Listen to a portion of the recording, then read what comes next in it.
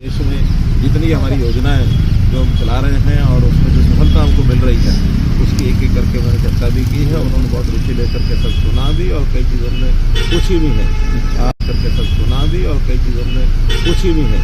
साथ में जो सफारी जंगल सफारी का जो विषय अरावली पर्वत का है उसके लिए जो क्लियरेंसेज हैं वो सारी हो जाएंगी। उसके बाद मैंने उनको निमंत्रण भी दिया है कि उसका शिलान्यास करने के लिए वो स्वयं आए, क्योंकि बहुत बड़ा ये प्रोजेक्ट है। साथ में जो सूरजकुंड में 3 फरवरी को मेला शुरू होगा, आर्ट एंड क्राफ्ट मेला, इस पर भी मैंने निमंत्रण दिया कि उसके उद्घाटन के अवसर पर वो स्वयं आएँ, क्योंकि हम हर वर्ष किसी एक देश को पार्टनर कंट्री बनाते हैं, किसी एक प्रदेश को उसका थीम के रूप में, जैसे इस बार नॉर्थ ईस्ट के प्रदेशों को हमने उसमें बुलाया है और G20 के देशों के लोग भी जो यहाँ आए हुए होंगे, हालांकि उनका कोई प्रोग्राम उस लिस्ट में तो नहीं है, लेकिन फिर भी हम उनको निमंत्रण देंगे ताकि अलग अलग दिनों में 15-16 दिन का जो कार्यक्रम है वहाँ के लोग आकर के उसका आनंद लें। तो देखिए, ये उनका एक पॉलिटिकल कार्यक्रम है और पॉलिटिकल कार्यक्रम हर पार्टी अपना करती रहती है। उन्होंने भी यात्रा निकाली है, यात्रा निकालेंगे, बाकी लोग भी अपने कार्यक्रम करेंगे।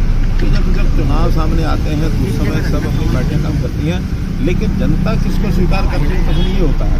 जनता में कहीं किसी प्रकार का इस यात्रा को लेकर के कोई उत्साह नहीं है और बहुत सामान्य तरीके से जैसे चलती है वैसे एक यात्रा ये चली है। कोई राष्ट्रीय लेवल के इतने बड़े नेता के इस यात्रा का जितना प्रभाव होना चाहिए वैसा हमको कहीं नहीं दिख रहा है। और कांग्रेस जिस प्रकार से उनका अपना घर टूटा फूटा है, उस टूटे फूटे घर को ध्यान में रखें तो भारत जोड़ने की बात चला रहे हैं, तो भारत जोड़ने का काम खतरा आएगा भारत को?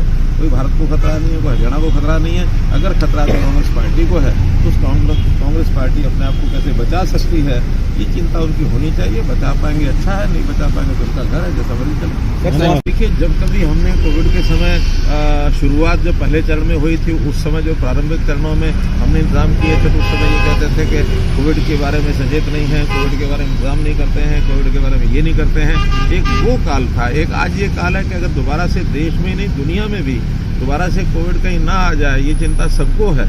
और अगर ये चिंता व्यक्त करते हुए देश के प्रधानमंत्री जी ने सब लोगों को बुला करके और आगे से सचेत होने की बात कही है, और उनको अगर कहा भी है तो एक प्रकार का उनको एक सचेत करने के लिए कहा गया है।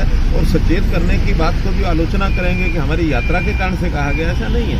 आखिर एक ऐसी भयंकर बीमारी है, न केवल अपने प्रदेश देश को, दुनिया को ये हिलाए बैठी है। तो सचेत करने के लिए इतनी बड़ी भारी संख्या में वो करते हैं, तो इसका कभी ना कभी कोई बात अगर दुष्प्रभाव हो गया तो मुश्किल ना हो जाए। हमने तो यात्रा उनकी रोकी नहीं है, लेकिन उनको सचेत करना ये प्रदेश की सरकार का एक काम होता है। हमने सचेत किया कि सावधानी से बातें करें। धन्यवाद। ये प्रदेश की सरकार का एक काम होता है। हमने सचेत किया कि सावधानी से